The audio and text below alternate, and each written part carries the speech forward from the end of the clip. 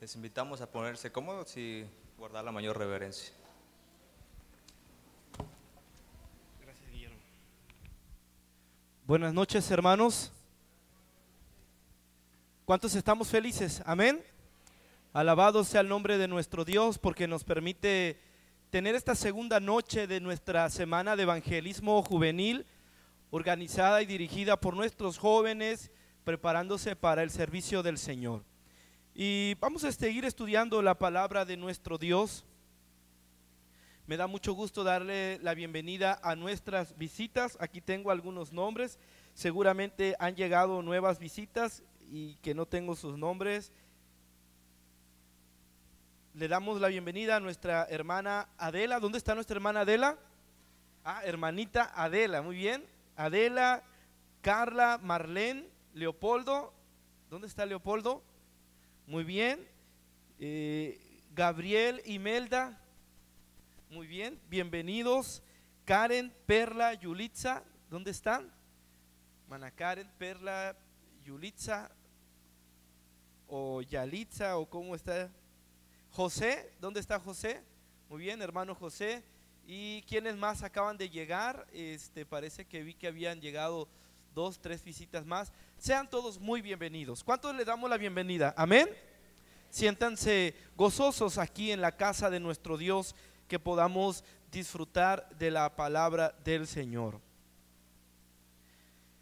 Y como todas las noches vamos a estudiar una nueva historia y vamos a ir al Evangelio de San Juan capítulo 8. Voy a pedirles por favor, miembros de iglesia, si tienen a una visita a su lado o queridas sugieres, que podamos compartir una Biblia para cada uno de nuestros hermanos y hermanas y podamos leer juntos el texto bíblico de esta noche. San Juan capítulo 8.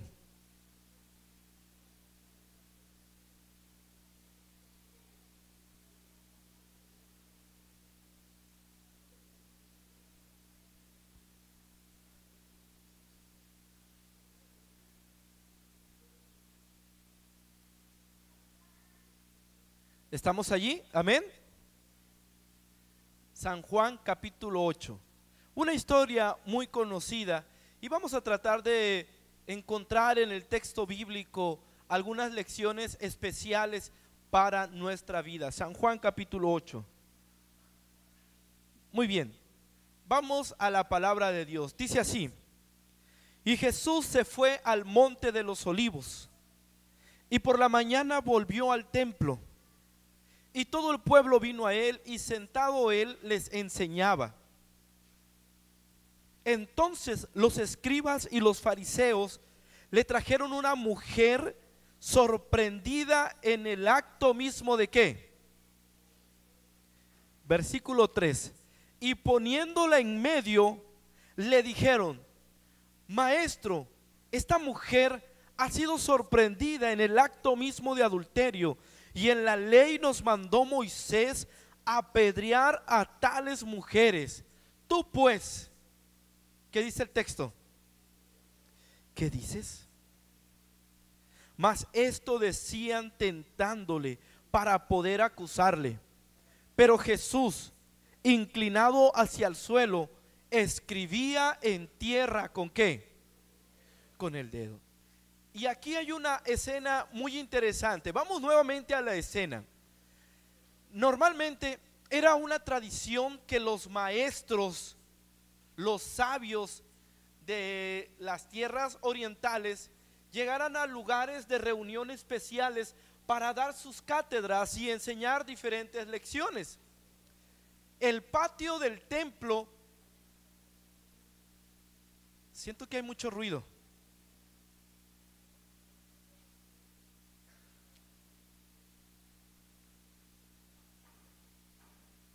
Muy bien, gracias por ayudarme con el sonido también.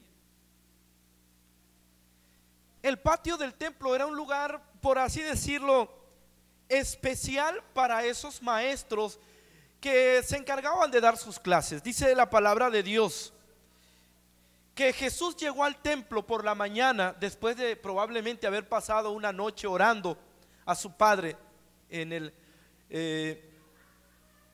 en el monte de los olivos. Y dice la palabra de Dios que el pueblo vino a él. Y vamos a colocarnos en la escena para ser parte del texto. Imagínense que Jesús está dando lecciones de vida, y entonces todos nosotros nos juntamos ante Jesús para empezar a escuchar sus grandes lecciones. Dice la palabra de Dios que entonces entraron en escena unas personas interesantes. Dice la Biblia en el versículo 3 que los escribas y fariseos irrumpieron la clase. Seguramente Jesús estaba instruyendo al pueblo, dando una lección, cuando de repente interrumpieron la clase de Jesús. Y dice la Biblia que con un escándalo prácticamente llevaron a una mujer que fue sorprendida en el acto mismo del adulterio, y la pusieron en medio. Imagínense, hermanos, estamos todos acá escuchando el sermón, cuando de repente viene un grupo de conocedores de la ley y traen a la mujer, una mujer que fue sorprendida en adulterio, saliendo del hotel con un hombre, y la arrojan. Obviamente hubo una gran sorpresa. Muchas personas quedaron impactadas. Dice la palabra de Dios, hermanos, que una vez que los escribas y fariseos tenían a la mujer en medio de esa multitud frente a Jesús, le dijeron a Jesús lo siguiente: en la ley nos mandó Moisés a apedrear tales mujeres.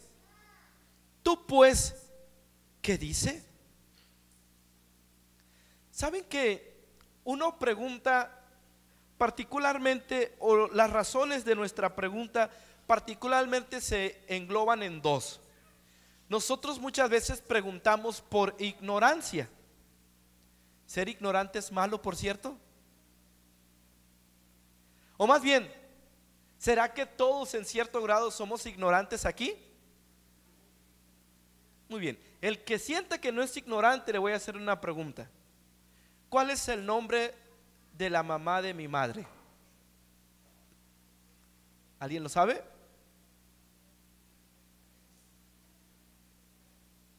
¿Es ignorante, sí o no? ¿Se dan cuenta? Yo también ignoro muchas cosas. Y a veces preguntamos, o hay preguntas que se hacen por ignorancia, con el deseo de salir de la ignorancia para conocer algo nuevo, para aprender una nueva lección. Pero también a veces hay preguntas que nosotros ya sabemos las respuestas, pero las hacemos no por ignorantes, sino para saber qué tan ignorante es la persona a la que le estoy preguntando. ¿Sí o no? Normalmente se engloban en estos dos grupos de personas. Ahora, los escribas y los fariseos, ¿eran ignorantes, sí o no? ¿O el propósito de la pregunta que le hicieron a Jesús fue porque querían conocer algo nuevo? ¿Porque su deseo era aprender una nueva lección? ¿Sí o no? ¿Cuál era el propósito de la pregunta de estos hombres? Dice el versículo número 6: mas esto decían tentándole para poder, ¿qué cosa? Acusarle.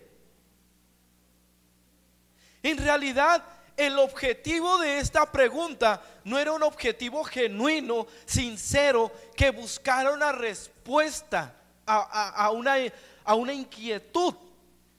En realidad, estos escribas y fariseos estaban buscando la estrategia para poder hacer caer a Jesús. Ahora, ¿en qué consistía la tentación? ¿O cómo pretendían hacer caer a Jesús? Miren, los judíos eran independientes en el tiempo de Jesús, ¿sí o no? ¿Tenían un gobierno completamente independiente, sí o no?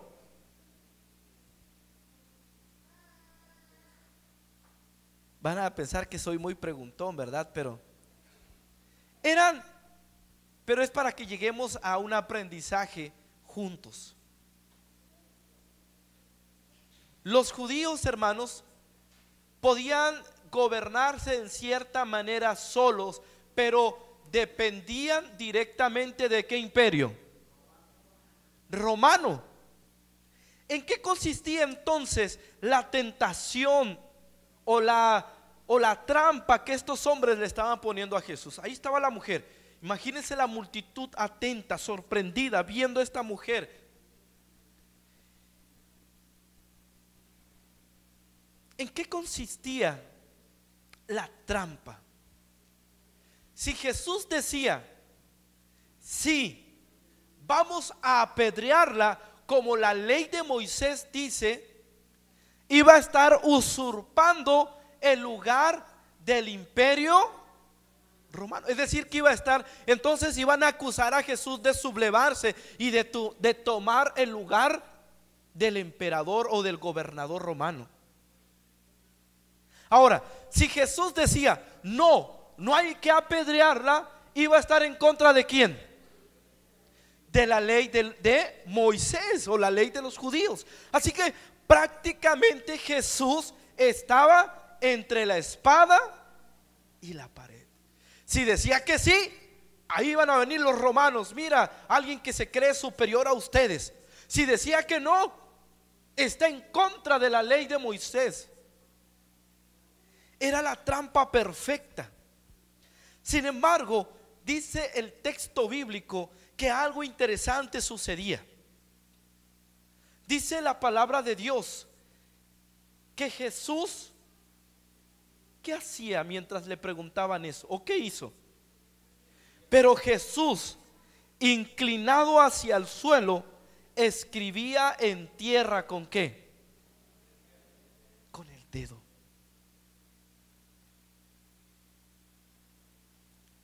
¿Saben que mucho se ha escrito sobre este texto?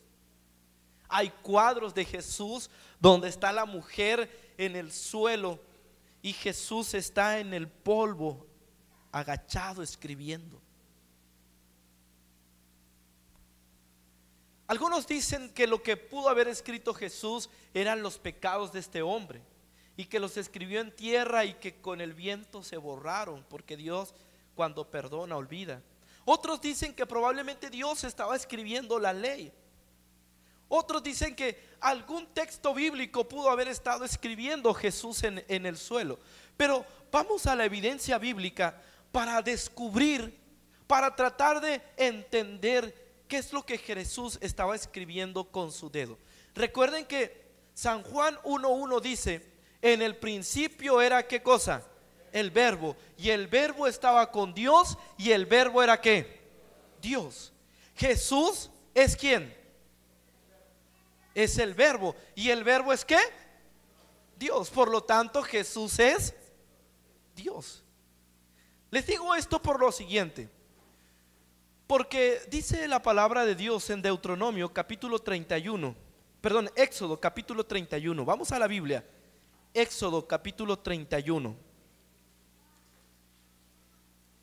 Voy a pedirle a los miembros de la iglesia que ayuden a nuestras visitas. En este momento vamos a entrar a un periodo del tema donde vamos a leer varios textos, así que vamos a pedirles que tengan marca personal y no los dejen para que puedan estar cerca de ellos. Éxodo 31:18. ¿Ya estamos en la Biblia? Amén.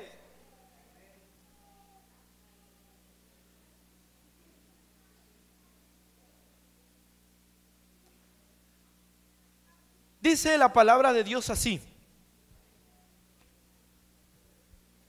y dio a Moisés, cuando acabó de hablar con él en el monte de Sinaí, ¿qué cosa? 2 tablas del testimonio, tablas de piedra escritas ¿con qué, hermanos? Con el dedo de Dios.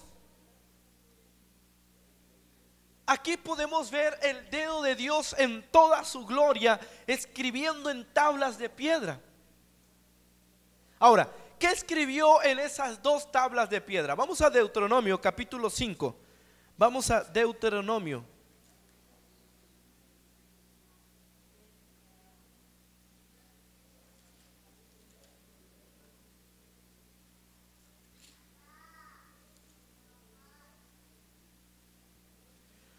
Capítulo 5. Voy a dar una lectura rápida, muchachos, hermanos, queridas visitas. Usted va a seguir con su vista este texto, Deuteronomio capítulo 5. ¿Estamos ahí? Amén. Muy bien, veo que algunos faltan todavía. Vamos a Deuteronomio capítulo 5. Listo, vamos a entrar de lleno al texto. Dice así: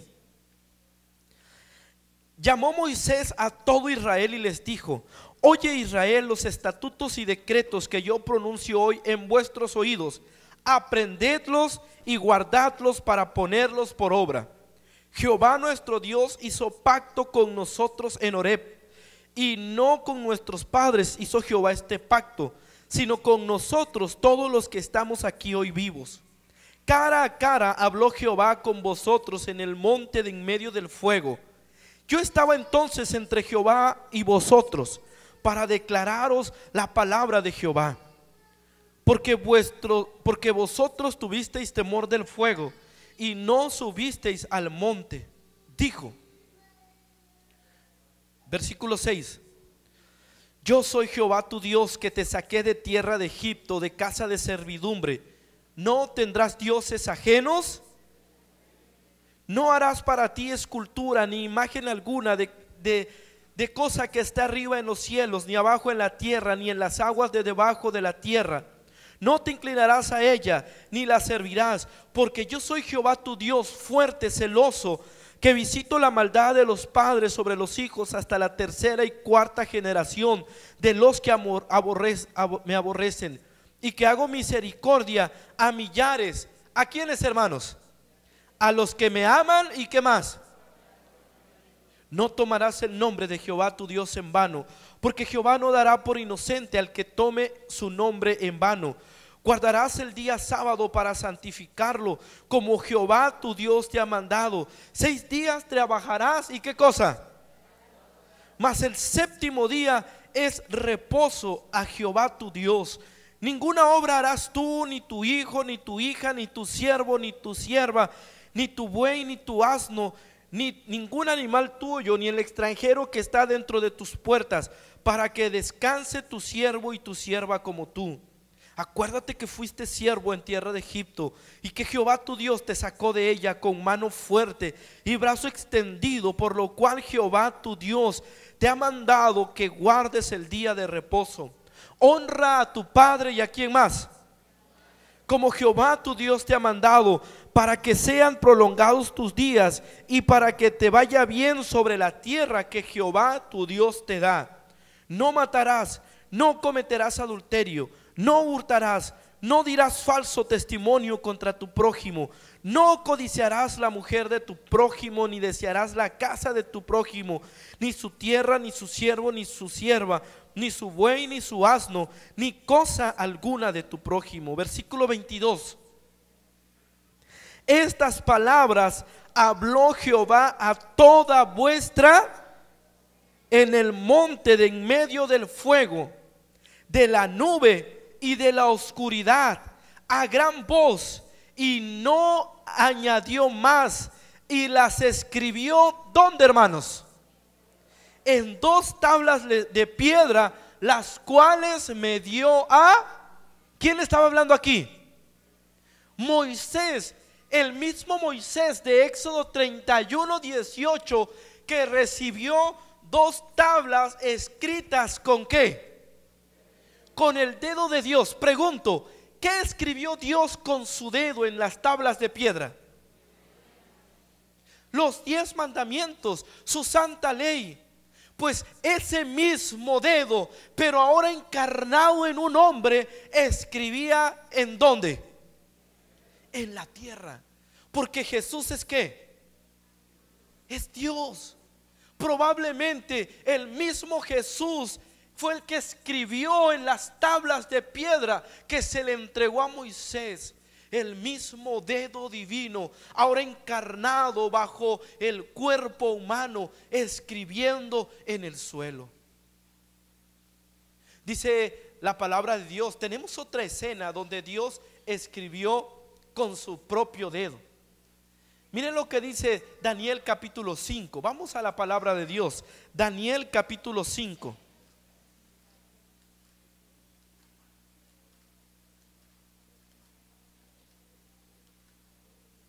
Daniel capítulo 5. Vamos a la palabra de Dios.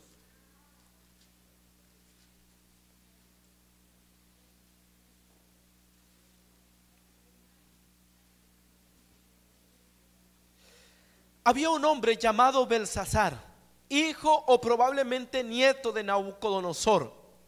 Belsasar había conocido de Dios porque su padre Nabucodonosor había exaltado el nombre de Dios. Conocen la historia de Nabucodonosor, ¿verdad? Dice la Biblia que en los últimos periodos de su vida él aceptó al Dios de Daniel como el Dios verdadero y ordenó que todo el pueblo adorara a Jehová de los ejércitos. ¿Se acuerdan? Probablemente Belsasar era un niño o un adolescente cuando escuchó esos decretos de su padre abuelo Nabucodonosor. Como todo sucesor del reino, Nabucodonosor había muerto y ahora Belsasar estaba por encima del reino. Y dice el versículo 2, versículo 1 del capítulo 5: el rey Belsasar hizo un gran banquete a 1000 de sus príncipes, y en presencia de los 1000, ¿qué dice el texto? ¿Bebía qué? Vino. Belsasar, con el gusto del vino, miren lo que hizo: mandó que trajesen los vasos de oro y de plata que Nabucodonosor su padre había traído. ¿De dónde? Del templo de Jerusalén, para que bebiesen en ellos el rey y sus grandes, sus mujeres y sus concubinas. Entonces fueron traídos los vasos de oro que habían traído del templo de la casa de Dios que estaba en Jerusalén, y bebieron en ellos el rey y sus príncipes, sus mujeres. ¿Y qué cosa, hermanos? Bebieron vino, versículo 4, y alabaron a los dioses de oro y de plata, de bronce, de hierro, de madera y de piedra.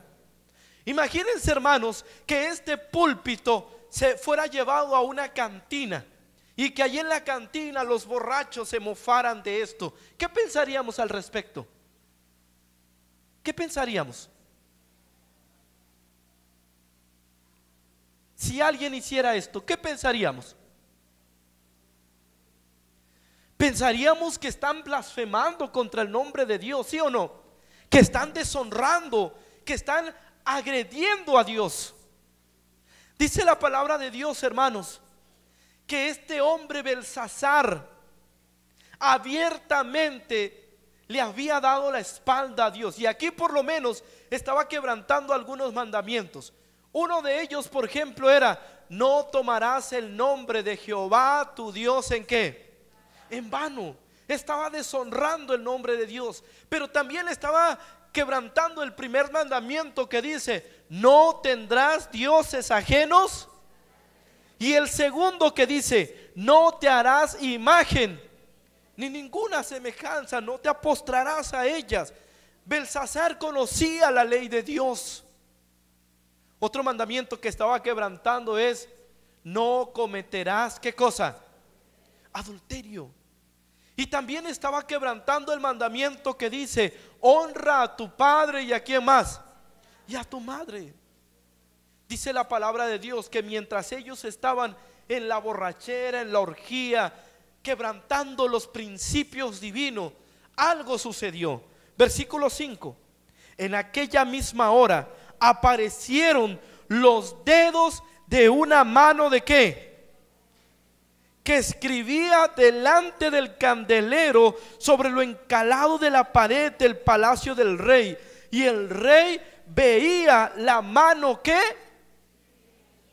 Entonces el rey palideció y sus pensamientos lo turbaron, y se debilitaron sus rodillas, y sus rodillas daban la una contra la No sé si ustedes han visto a un borracho que se espanta mucho.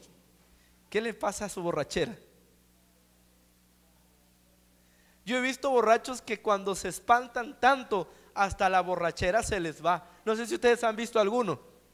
Sí, que se asustan tanto que, oye, no que estabas borracho, de tanto miedo, ¿verdad? Porque el sistema nervioso, el corazón empieza a latir más rápido y entonces la sangre empieza a fluir al cerebro y lo torpe que los tenía el alcohol se les quita. Imagínense, hermanos, que estuviéramos acá ahorita y de repente aparece una mano en la pared y empieza a escribir, o estás en tu casa y de repente aparece esa mano y empieza a escribir. ¿Qué pensaríamos? ¿Qué sentiríamos?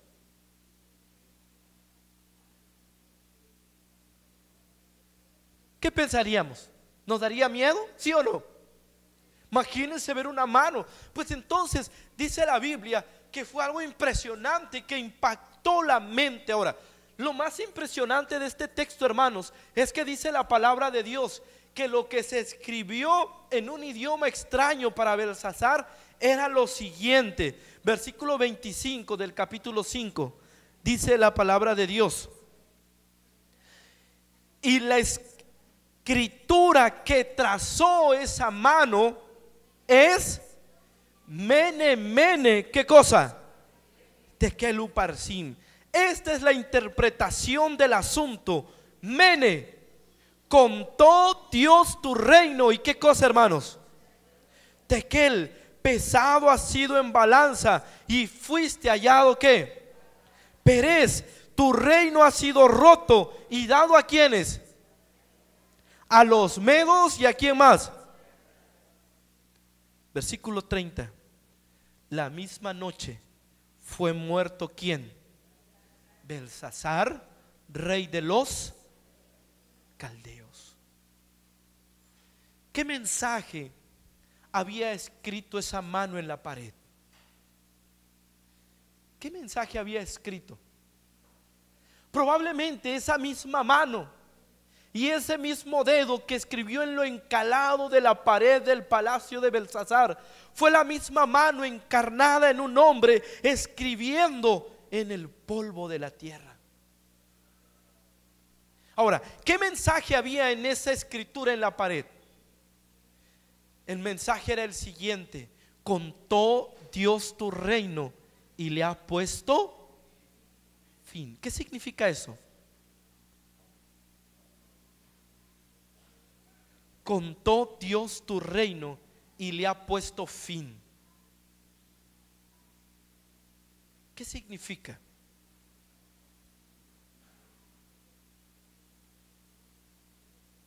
Contó Dios tu reino. ¿Saben que el concepto de contar en la Biblia tiene que ver con un tipo de evaluación?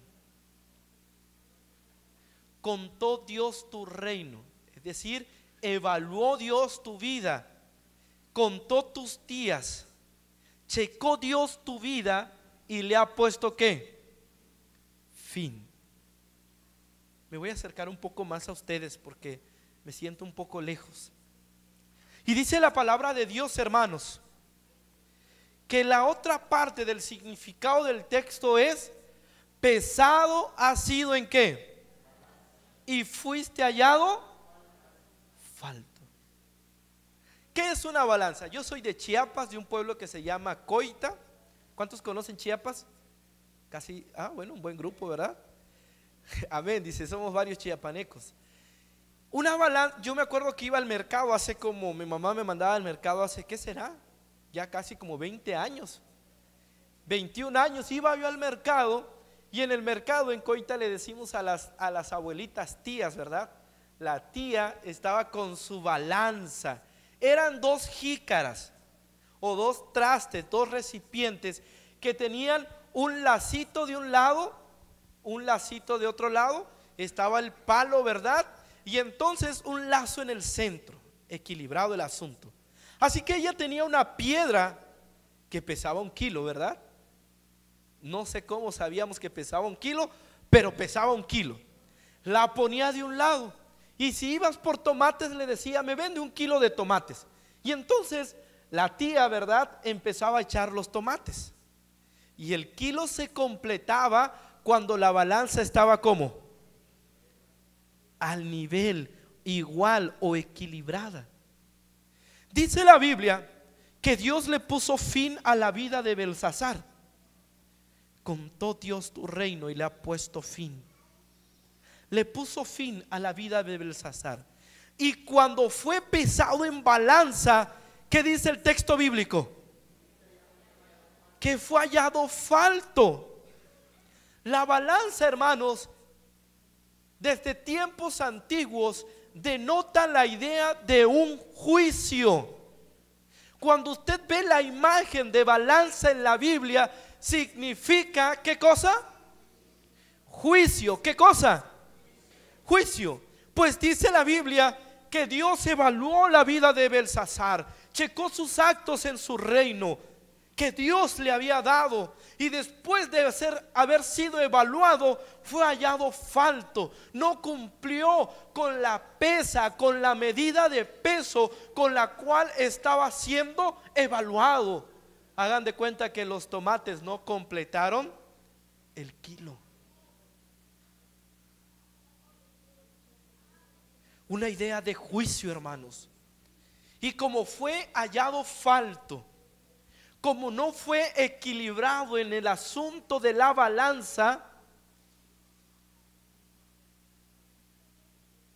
tu reino ha sido roto y dado a los medos y los persas. ¿Qué pasó con Belsasar esa noche, hermanos? ¿Qué pasó con él? Murió. Pues ese mismo dedo, hermanos, la mano que escribió ese mensaje de juicio para Belsasar, probablemente era la mano encarnada de Dios en Cristo, en la persona de Cristo, escribiendo en el suelo. Y saben, queridos amigos y hermanos, así como Belsasar fue pesado en balanza, así también tú y yo seremos pesados, porque la Biblia dice que todos vamos a comparecer ante el tribunal ¿de quién? De Cristo. ¿Habrá alguien que va a escapar al juicio de Dios? ¿Sí o no? No, todos seremos juzgados. La pregunta es, hermanos, ¿cuándo Dios le pondrá fin a nuestras vidas? ¿Sabemos eso? Como adventistas creemos en el fin del tiempo de gracia en dos direcciones. Número uno, el fin del tiempo de gracia escatológico, es decir, que hay un periodo en la historia, en un futuro cercano, cuando el tiempo de gracia va a terminar. Y entonces el que es pecador será más pecador, pero que el que es justo será justificado más, donde ya no va a haber oportunidad de arrepentirse. Se acerca ese tiempo, porque cuando se cierre el tiempo de gracia, el veredicto final en el juicio celestial se habrá dado, y entonces Cristo descenderá a la tierra para darnos el pago a cada uno según nuestras obras. Pero también el fin del tiempo de gracia, hermanos, se cumple de una manera personal. ¿Cuándo vas a morir? Algunos pensamos que vamos a morir dentro de 20 años. Y dicen, bueno, yo le voy a echar ganas a mi vida espiritual dentro de 20 años. De aquí a 20 años, cuando ya empiece a ver lo bueno, que la ley dominical y que todo esto, entonces me voy a arrepentir y le voy a entregar mi vida a Jesús. Algunos, como estudiamos anoche, como Jairo, están regateando con Dios, y mientras regatean con Dios, el tiempo está pasando. Saben, hermanos, amigos, queridas visitas, hoy puede ser el fin del tiempo de gracia para tu vida o mi vida. Y en la balanza de la justicia divina, ¿cómo estamos?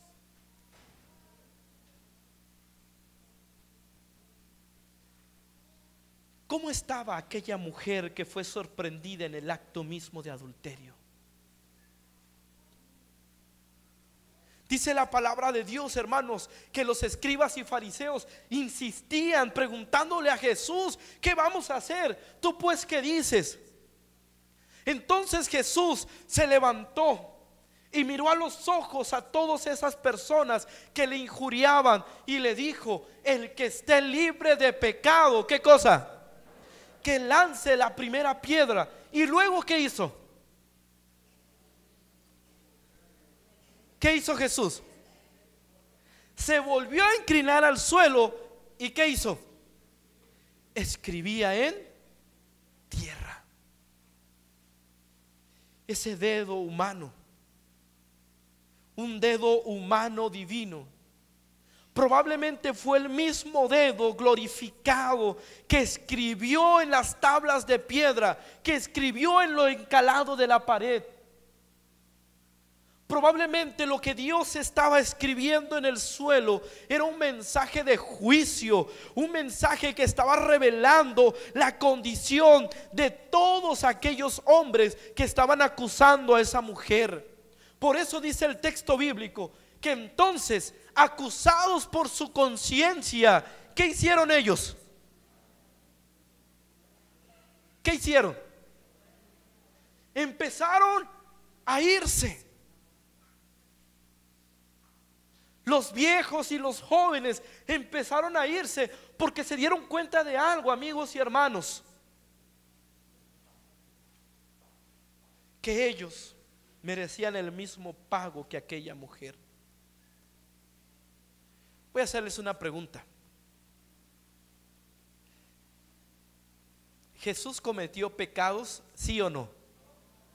¿Sí o no? ¿Seguros?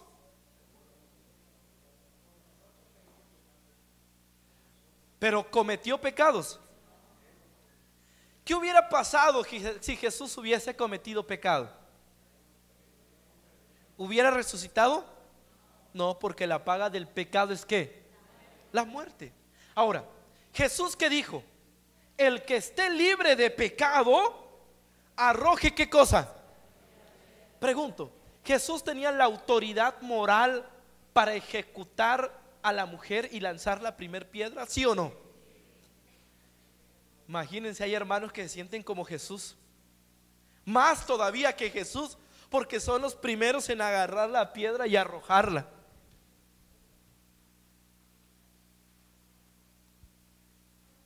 Jesús tenía la autoridad moral para hacerlo.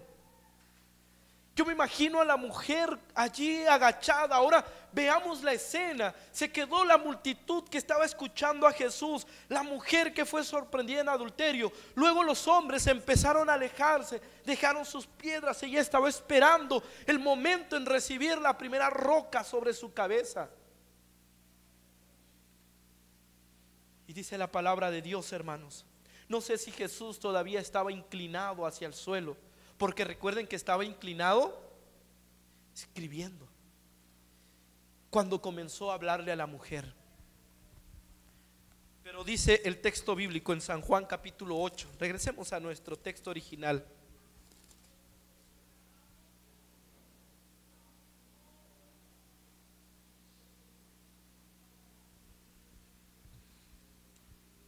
No sé cuánto tiempo permaneció Jesús agachado en el suelo viendo a la mujer. La mujer que probablemente estaba arrojada en el suelo, esperando el momento de ser apedreada. Pero dice el versículo 10: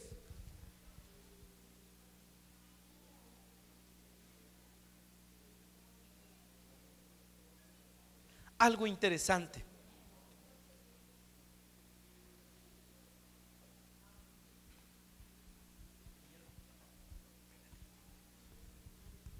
Estamos en la Biblia, vamos a San Juan capítulo 8, versículo 10. Voy a pedirle que alguien le dé lectura, pues póngase de pie y léalo en voz alta, por favor. San Juan 8, 10.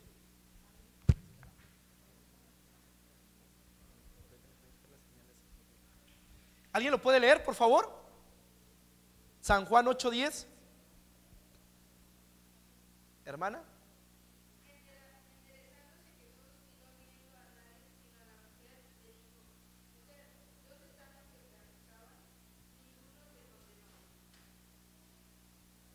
Gracias, hermana.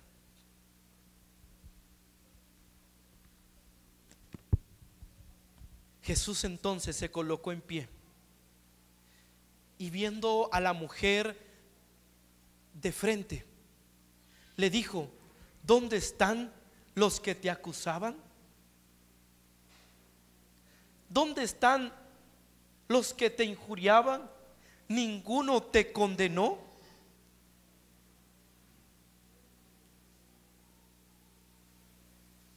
¿Dónde estaban, hermanos? ¿Jesús tenía la autoridad moral para condenar a esta mujer? ¿Sí o no? ¿Por qué no lo hizo? Si esta mujer hubiese muerto en esa mañana, si esa mujer hubiese sido apedreada esa mañana, ¿cómo hubiese sido hallada en la balanza del juicio divino, hermanos? Una mujer que fue sorprendida en el acto mismo de adulterio. Una mujer que fue sorprendida en pecado. ¿Cómo iba a ser hallada en el juicio final? Pero estaba Jesús, hermanos. Y sabes, querido amigo, querido hermano, si hoy tú viniste a esta noche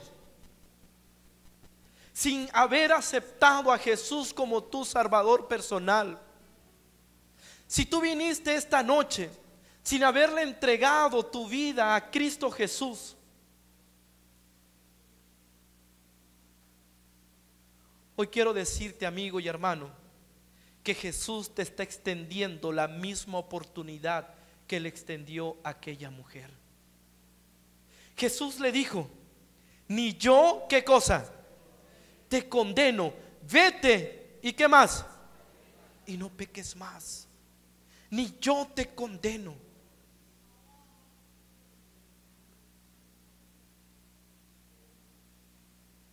Saben, queridos amigos y hermanos, el plan de salvación encierra dos cosas importantes. Número uno, la gracia divina. Dice la palabra de Dios: porque por gracia sois ¿qué? Salvos, no por obra, para que nadie se gloríe. Somos salvos por gracia. Jesús murió en la cruz del Calvario. Jesús recibió las piedras que tú y yo merecíamos recibir. Jesús recibió los clavos que tú y yo merecíamos recibir. Jesús derramó la sangre que tú y yo merecíamos derramar. Porque por gracia sois salvos. San Juan 3:16 dice: porque de tal manera amó Dios al mundo, que todo aquel que en él cree no se pierda, sino tenga ¿qué cosa? Vida eterna. Saben, queridos amigos y hermanos, la pregunta en esta noche es: ¿estamos dispuestos a aceptar la gracia y la misericordia de Dios? ¿Estamos dispuestos a aceptar a Cristo como nuestra única justicia?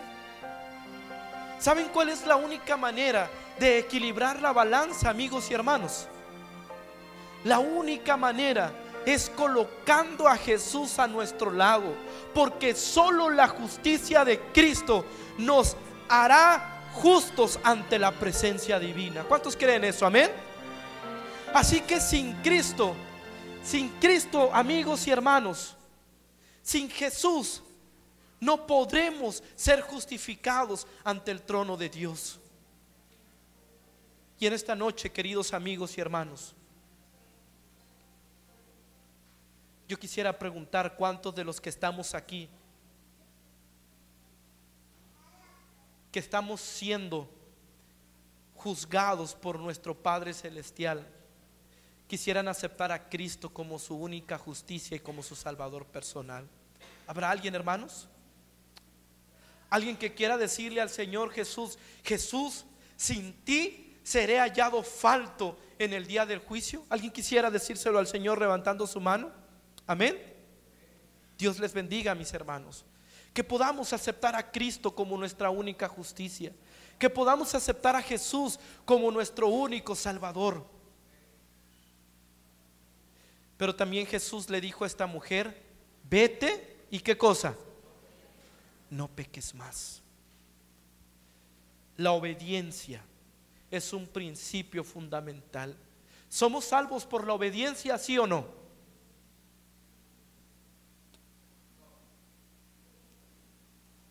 ¿Somos salvos por la obediencia, sí o no?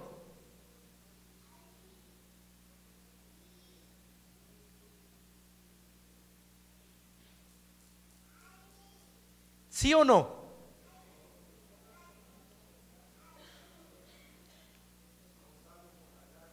Somos salvos por gracia, hermanos. Sé que en nuestro chip la cuestión de que la obediencia nos salva está en nuestra mente, pero la obediencia no es para salvarnos. La obediencia es el resultado de haber tenido un encuentro poderoso ¿con quién? Con Cristo Jesús. Seremos juzgados por obra, pero nadie debe tener temor del juicio por obras si ha aceptado a Cristo plenamente en su corazón. Y deseo de todo corazón, queridos amigos y hermanos, que en esta noche podamos aceptar la justicia de Cristo en nuestras vidas y que podamos comprometernos con el Señor a obedecer su palabra y sus mandamientos. No porque por ello vamos a ser salvos, sino porque Cristo nos ha salvado con su muerte en la cruz del Calvario. Amén. Pregunto en esta noche: ¿cuántos queremos aceptar a Cristo como nuestro único Salvador? Amén. Dios les bendiga, mis queridos amigos y hermanos. Y vamos entonces a decírselo a Dios con una oración, colocándonos de pie. Vamos a colocarnos de pie, por favor.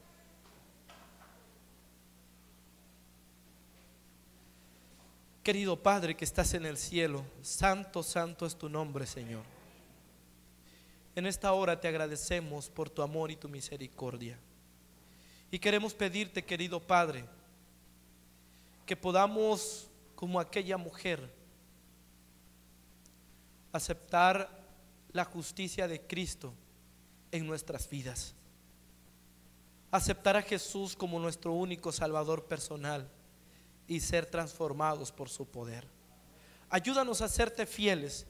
Ayúdanos a obedecerte, Señor, no por miedo ni conveniencia, sino porque la salvación ahora mora en nosotros. En el nombre de Jesús, amén. Dios les bendiga, hermanos, que tengan una excelente noche.